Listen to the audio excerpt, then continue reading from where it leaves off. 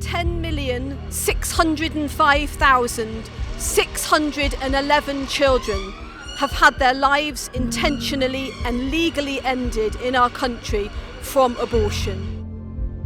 The law has a magisterial role in telling people on a moral level that unborn children have the right to life, that there is inherent human dignity in every single human life, and that's why there should be a law.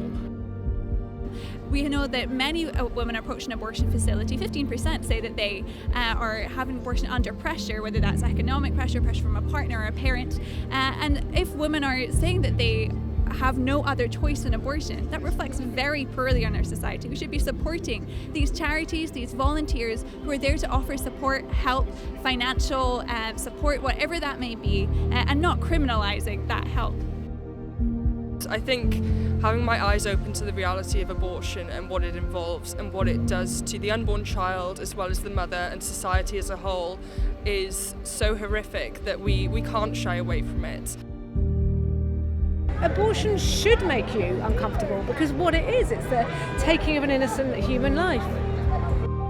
It was a death sentence for my children, and for me it was extremely traumatic and disturbing happening in my life in early adulthood at a time when I definitely was not ready to process that kind of loss. And for my girlfriend, it was something which on paper was healthcare. It was dressed up as for the sake of her mental health, but it certainly did not impact her mental health or any other sphere of her health in any positive way. It's quite the opposite. Every single human being, the life of every human being, has inherent value, has inherently the right to life, and that therefore there should be no circumstance under which we kill an innocent human being. That's what abortion always involves. Unfortunately, attitudes have changed. The science hasn't changed. We know that life begins at fertilisation. We know even more so now with ultrasound and developments in medicine. We know that human life begins right at the moment of conception. Yet, doctors' hearts have become hardened, and unfortunately many have betrayed the original Hippocratic principle of doing no harm, and they've betrayed the principles of the Hippocratic Oath.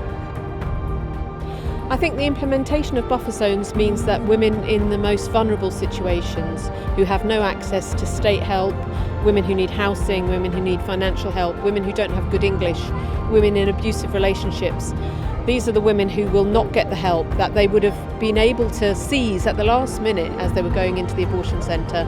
That's what will happen, and these women will be forced to have abortions that they don't want. Well, my parents run a pro-life organisation that helps mothers to keep their children, so I've grown up with some of the children that might have been aborted as my best friends, and I want to see a world where none of them will ever be at risk, maybe even their children as well won't be at risk from abortion, so that's why I'm pro-life. And I know that people say that as a man you have no voice, you shouldn't say anything when it comes to abortion. But as a man, it's your job to protect the vulnerable in society.